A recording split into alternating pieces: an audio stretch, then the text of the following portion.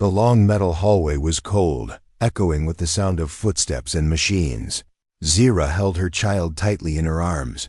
Her daughter, barely 4 cycles old, clung to her with sleepy eyes. A small bag hung from Zira's shoulder. It carried her last hope, her documents, work history, and a printed application form. This was her 7th visit to the station's hiring sector. The alien recruiters behind each door had all said the same thing. "Sorry, we don't hire single mothers." Some didn't even look at her face. Just at the empty slot under partner's name on the form. That was enough for them to turn her away. Zira came from the Kareth race, strong, proud, and cruel when it came to tradition. In Kareth society, single mothers were seen as weak. If your mate died or abandoned you, the shame was yours to carry. Her people believed no one should depend on the kindness of others, and Zira had depended on many just to survive this long. Her daughter whimpered softly. Zira knelt and gave her a drink of water, then gently stroked her thin, scaled hair. "Almost done, little star," she whispered. "Just one more door." She stood in front of Office 12K. The sign said, "Logistics Maintenance." It was small and dusty, nothing like the polished doors of the other companies. She knocked twice, then waited. No one answered. She sighed and turned away. But then the door creaked open. A voice called out, "You lost?" Zira turned back quickly. A human stood in the doorway. He wore an old jumpsuit with oil stains and metal clips. His face was tanned, lined with time, but his eyes were sharp and calm. He looked at her, then down at the child in her arms. "I'm looking for work," she said, her voice quiet. "I can clean, lift parts, sort tools, anything." The human stepped aside and let her enter. The room smelled like grease and hot metal. Tools lay on the walls. Parts were stacked in boxes. It wasn't clean, but it felt real. He didn't ask the questions the others did. Not about her missing partner. Not about why she carried a child. Instead, he asked, "Can you read wiring charts?" Zira blinked. "Yes. Ever fix a coolant hose?" "Yes, on an old Drek freighter," he nodded. "What's your name?" "Zira. I'm Tomas," he said. "This place is mine. It's not much, but I get ships running again, and I need someone who doesn't cry when their hands get cut." She looked down at her fingers. They were already covered in small scars. "I don't cry," she said. Tomas gave a small smile. "Good, you start tomorrow. There's a cot in the back if your kid needs to sleep." Zira's heart beat faster. She almost didn't believe him. "You're hiring me?" she asked. "Seems like it," he said, walking back to his desk. "Everyone needs a first chance." That night, Zira sat on the small cot in the corner of the workshop. Her daughter was asleep beside her, curled into a blanket. Machines hummed. In the background, the warmth of the heaters made the metal walls feel softer somehow. She held the job slip in her hand, a small piece of paper with her name and the words, "Logistics Assistant," printed in black ink. It wasn't fancy. It didn't come with respect or praise. But it was more than any other door had given her, and it came from a human. Her people said humans were chaotic, loud, too emotional, but Tomas hadn't judged her. He didn't laugh or pity her. He saw her hands, her work scars, and he believed that was enough. She looked down at her sleeping child. "We have a chance now," she whispered. "We won't waste it." Outside, the station lights blinked as ships passed through the docking lanes. Another day would come with more work, more sweat, maybe more pain. But for the first time in many rotations, Zira had hope. She would prove everyone wrong. Asterisk. The workshop was quiet in the early shift. Only the low hum of cooling fans and the soft ticking of broken engines filled the air. Zira stood by the workbench, holding a strange human tool in her hand. It was heavier than anything she had used before, but its balance felt right. Tomas entered from the back, a mug of steaming liquid in his hand. He stopped when he saw her testing the wrench in the air like a blade.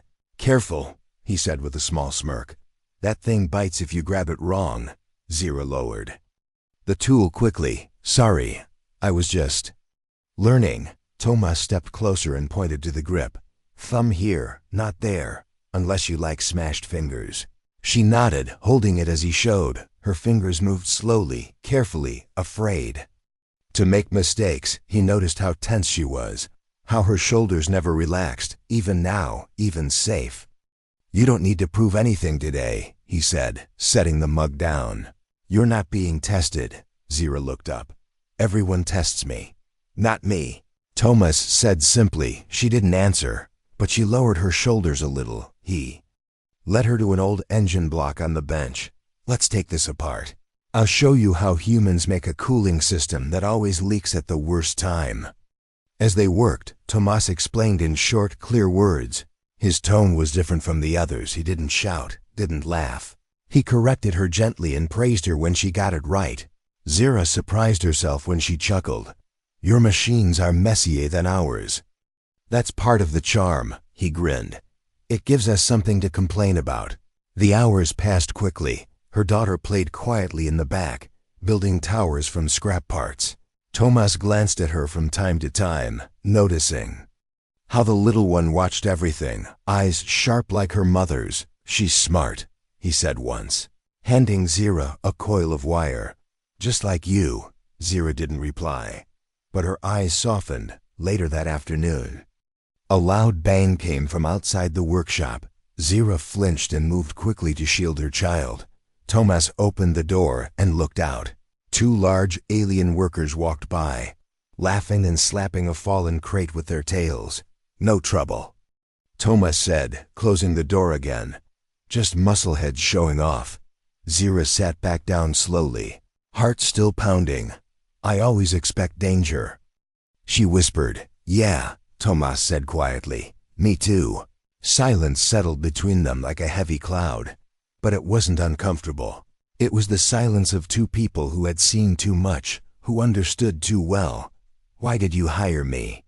She asked finally. No one else even looked at me. Tomas leaned against the wall and crossed his arms. You showed up, he said. You didn't beg.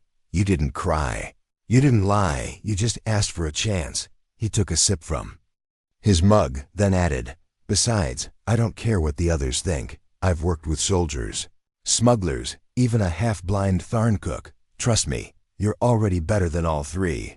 A smile tugged at the corner of her mouth. It felt strange, unfamiliar but good. That night, as she cleaned the tools and swept the floor, Zira felt something new inside her chest. It wasn't safety, not yet, but it was close. Tomas had given her more than a job, he had given her dignity. She tucked her daughter into the cot, then sat on the floor nearby. She watched the child's tiny chest rise and fall with each breath. Her hands, rough and dirty, rested on her knees. She whispered to the dark, we are not broken, we are building something. Outside another day waited, full of sparks, oil, and stubborn bolts. But inside that little workshop, something powerful had already begun. Trust. Zira didn't sleep much that night. The workshop buzzed softly, machines cooling down. Her daughter slept peacefully, but Zira lay awake, staring at the ceiling, replaying Tomas's voice in her head. You're already better than all 3. No one had ever said words like that to her, not as a mother, not as a worker, not even as a person. She rose early, before the lights of the station shifted to morning glow. She washed her hands, tied back her hair, and stood in front of the tool rack, watching the tools like they were ancient puzzles, waiting to be solved. Tomas entered, yawning, rubbing his eyes. He stopped when he saw her, already awake, already ready. You don't waste time, do you? He said, picking up his mug. I want to learn fast, she said, so I don't fall behind. Tomas nodded. All right then, today we fix a pulse stabilizer. He dropped the bulky, dented machine core on the bench with a loud clang. Sparks flew from the cracked surface. Zira didn't flinch. She stepped closer. What does it do? She asked. It makes sure a ship doesn't explode when it enters hyperspace. Tomas said casually. You mess it up, you don't get a second try. She glanced at him sharply. He laughed. Relax, it's offline. If you break it, it just breaks. The work was hard, The bolts were rusted, the wiring twisted like vines, human machines were raw. Not neat and ordered like Kareth tech, but there was something beautiful in their chaos. Something honest. Her hands worked slowly. She asked questions. Thomas answered. He didn't rush her. Didn't sigh or take over when she struggled. He watched, guiding with short phrases, always letting her make her own way. By midday, her hands were shaking, but she didn't stop. Her daughter sat nearby with a notepad Thomas had given her, scribbling drawings of engines and stars. She's quiet, Thomas said, watching the child from the corner of his eye. She learns by watching, Zira replied. Like me. You're doing fine, he said. Better than I did when I started. I fried 3 circuits and set a workbench on fire. Zira smiled for real this time. Really? Swear on my boots, he said. Boss still won't let me forget it. The stabilizer clicked suddenly. A soft hum filled the air. Zira stepped back, wiping sweat from her brow. It's working. Thomas raised a brow. You sure? Run diagnostics, she said. He did, and the results came in clean. He whistled. Well, I'll be. That's solid work. She looked at the humming machine, still doubting her eyes. I did that? She whispered. You did, Thomas confirmed. You learned in hours what takes some weeks. For a moment, she didn't know how to feel. Kareth society never praised success, only punished failure. But here, she was allowed to win. Then came the noise from outside. Laughing, sharp and loud. 2 alien dockhands leaned in through the open door. One of them pointed. Hey look, the stray's playing engineer, the other laughed. Watch she doesn't. Weld the kid to a reactor, Zira froze. Her old instincts told her to lower her eyes. Say nothing, wait for the shame to pass. But before she could move, Thomas stepped forward, fast and calm. You got something to say about my crew? He asked. The laughter stopped. The dockhands mumbled and moved on. Muttering, Thomas turned back and shrugged. Idiots! Zira looked at him, unsure what to say. He had defended her like she belonged there. He handed her a cloth. Let them talk. They only laugh because they don't matter. She wiped her hands slowly. Her fingers tingled with leftover voltage and something else pride. That evening, Thomas brought in an old ship core to rebuild. You want to try this one yourself tomorrow? Zira looked at it, heavy and blackened with age. Yes, she said without hesitation. Good, he replied. You're not just learning human work, you're becoming better at it than some humans. Zira didn't answer, but inside her soul stood a little taller in the back corner. Her daughter drew a new picture this time. It showed a small ship with a banner over it. On the banner in shaky handwriting were the words, Fixers of Space. And below it, 2 stick figures, one tall, one small, side by side, asterisk, the day.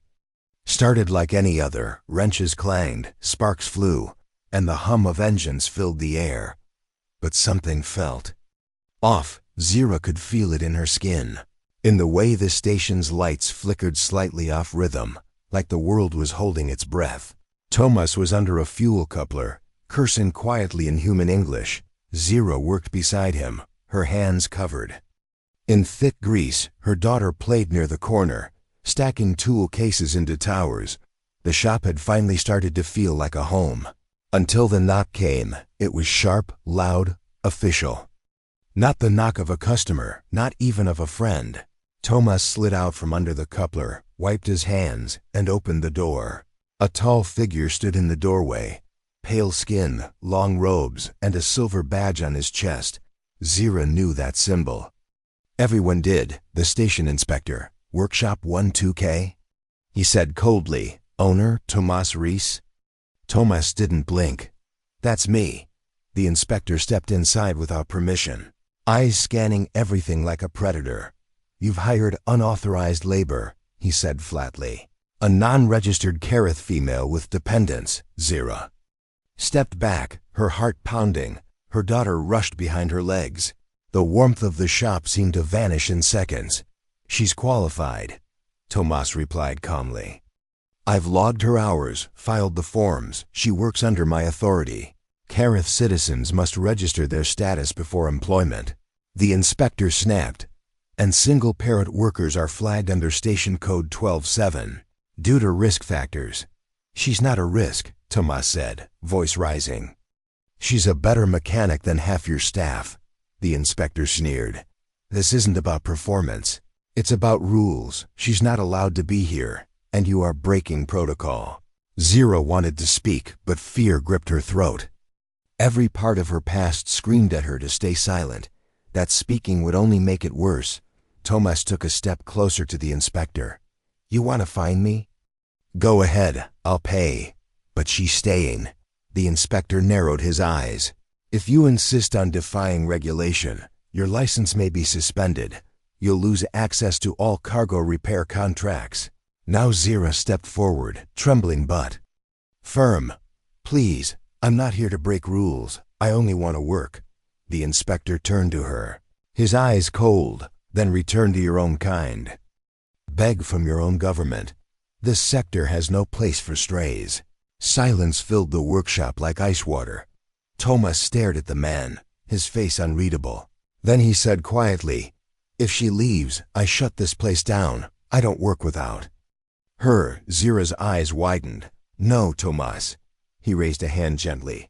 I said what I said. The inspector seemed amused. You'd throw away your business for her. Tomas smiled, but it wasn't kind. This shop is mine, and I decide who belongs in it. The inspector looked around, his lips tight.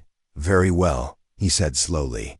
I will file a formal report. You'll be audited within the week. With a swirl of his robes, he turned and left. The door slammed shut behind him. For a moment, no one moved, not even the machines. Then Tomas let out a breath and ran a hand through his hair. Well, that went great. Zira stepped forward. Why? Did you do that? She asked, voice shaking. You could lose everything. He turned to her, serious now. Because you're worth fighting for. Her knees almost gave way. No one, not her kin, not her elders, not even her old mate had ever said that to her. I don't know what to say, she whispered. Then don't. Tomas said, smiling again. Just keep fixing things better than anyone else. Later that night, after her daughter fell asleep, Zira sat in silence, staring at the flickering shop light above her. The inspector had made something clear. Her place here would always be questioned, always watched. But Tomas had made something clearer. She wasn't alone, and that changed everything. Not the kind of quiet that came after a long workday, but a sharp, wrong kind of silence. The kind that made your skin crawl and your heartbeat rise before your brain understood why. Zira looked up from the ship's control board she was rewiring. The drill in her hand slowed to a stop. Her daughter was no longer at her corner space, the little area filled with paper scraps, toy screws, and metal cubes. Her heart skipped. Tylai? She called out, voice rising. No answer. She stood quickly, checking behind the crates. The cot, under the workbench, nothing. No giggle, no tiny hands peeking out from a hiding spot. Just the hum of the machines and the low, steady noise of station traffic behind the walls. TOMS. She shouted. He came running from the parts bay, his eyes scanning the room. What happened? She's gone, Zira said, trying to stay calm. She was right there.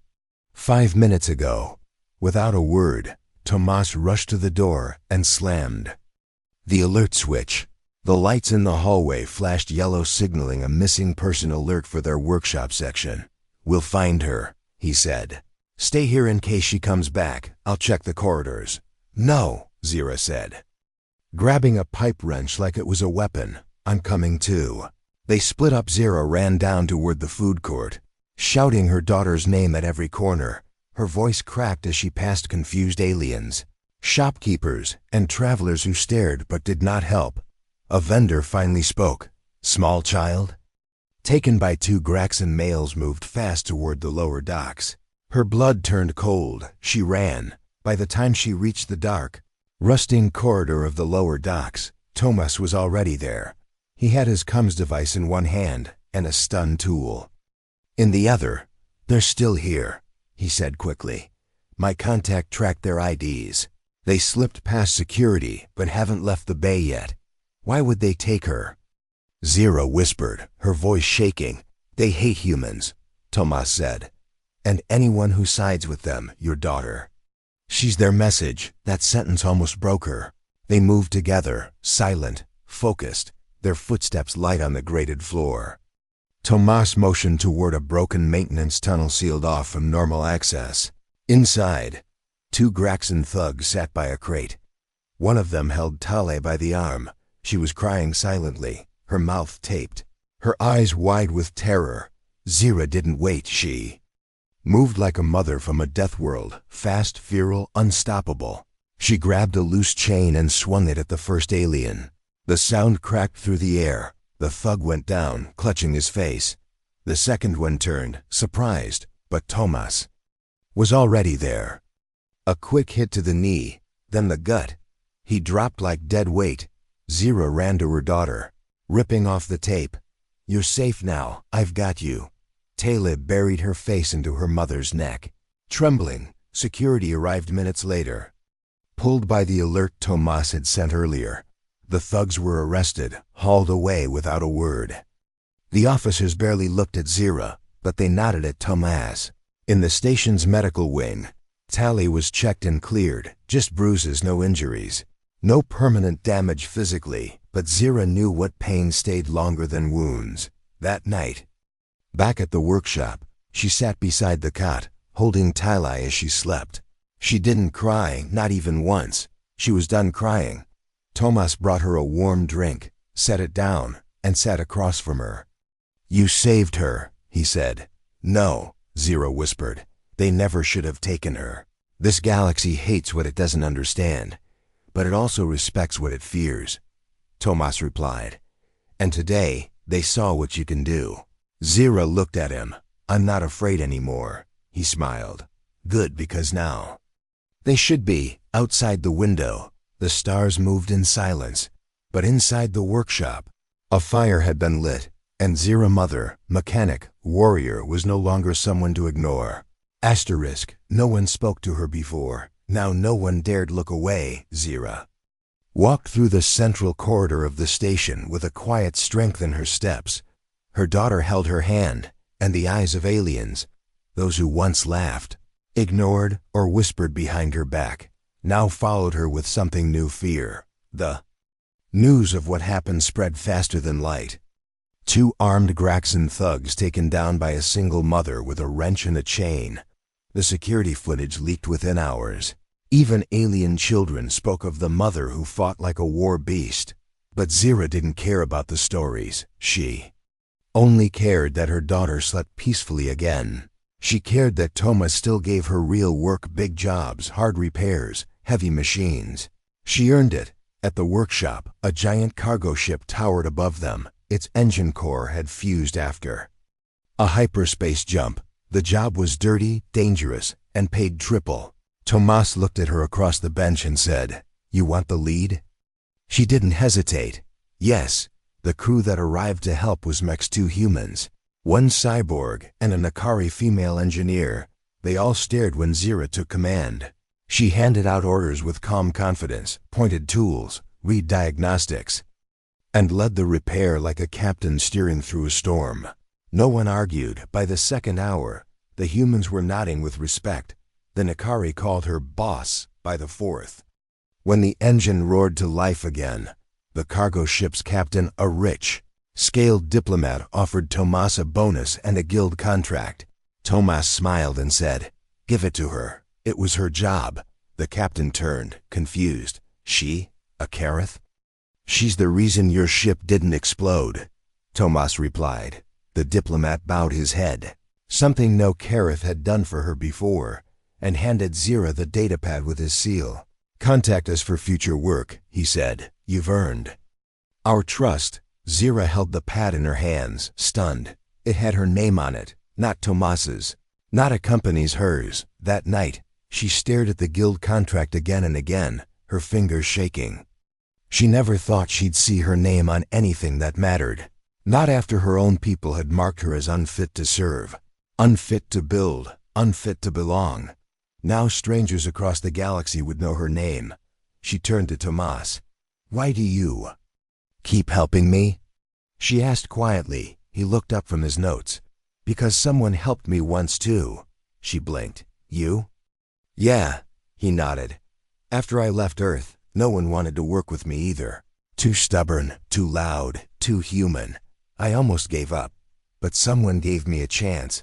I figured it was time I returned the favor." Zira smiled softly. "You didn't just give me a chance. Tomas, you gave me everything." He shook his head. "You did the work. I just opened the door." Outside, ships passed through the docking lanes like silver ghosts. But inside the shop, something solid had formed, something stronger than contracts or coins, trust built from fire. The next day, she walked into the parts market, not as a beggar, but as a buyer. Traders greeted her with nods, some smiled. One even offered her a rare part for half price. "You fixed the Magna Core, right?" he said. "My cousin's ship runs better now because of that." She left with full bags and a full heart on her way back. She passed the inspector, the same one who had tried to shut them down. He paused when he saw her, but said nothing. Just stepped aside as she walked past. For Zira, that was enough later. As she put her daughter to sleep, the child asked, "Mama, are we important now?" Zira kissed her forehead. "We always were. They just didn't see it." The workshop had changed, not its walls or tools, but its spirit. Where once there was silence and oil-stained loneliness, now there was rhythm, light, and something even rarer in the cold metal halls of the station: laughter. Zira stood at the center of it all, hands on her hips, a small grin on her face as sparks danced behind her. She wore a custom apron with her name embroidered across the chest, Era Repairs Approved Guild Tech. That name, once whispered in pity or disgust, now hung above the shop entrance in bold lettering, and below it, a second name had recently been added: Thomas, NCO, because he never left, never walked away, even after giving her everything he could now. They shared the business. A new job had just come in, a broken survey drone from a deep space colony. The customer was young, unsure, nervous. Zira took the device gently and said, "We'll handle it." No one doubted her anymore. Her daughter, now 5 cycles old, ran between benches, handing Thomas a small scanner. "Uncle Thomas, this one's beeping funny again." Thomas took the device, smiling. "You've got a better ear for circuits than I do." The little girl beamed, proud. Later that evening, when the doors were closed and the last customers had gone, Zira stood near the large viewing window of the station. Outside, stars shimmered like soft sparks across the darkness. Dozens of ships moved in elegant silence, heading to distant galaxies, each one full of life, risk, and chance. Tomas joined her. 2 mugs in his hand, he passed one to her. "Busy day," he said. "The best kind," she replied. They sipped in silence. Then she said, "Do you remember the first day I knocked on that door? I remember thinking you looked like someone ready to punch me if I said the wrong word." Tomas chuckled. "I almost did." She laughed, then turned serious. "Back then, I didn't think we'd last a week." He nodded. "Neither did I. But now." She looked back at the glowing sign above their door. "We built something no one expected. We proved them wrong." "You proved them wrong," Tomas corrected. Gently, I just held the door open. Their eyes met for a moment, longer than usual. Warm, knowing, not needing words to explain what they meant to each other. That night, Zira sat with her daughter and read her a story from an old Earth book Tomas had given them. It was about a girl who lived on a broken moon and built her own spaceship from scrap. The child's eyes sparkled as she listened. "Mama, can I build a ship one day too?" Zira brushed her hair gently. "You can build anything you want." Before sleeping, the child whispered, "Are we going to leave this place someday?" Zira thought for a moment, then smiled. "Maybe, but not because we have to, only if we choose to." The future no longer felt like something to fear. It was something to shape with hands, with tools, with hope. The next morning, a knock came. At the workshop door, a young alien woman stood there. holding a small child and a datapad. Her clothes were worn, her eyes tired, and her hands trembled as she held out the form. I heard this is where people like me can get a chance, she said softly. Zira looked at the woman for a long second. Then she stepped aside and said, "Come in." The door closed gently behind them. In a galaxy that once rejected her, Zira had done the impossible. She created space, not just for herself, but for others like her, not by being perfect, not by following rules, but by refusing to give up.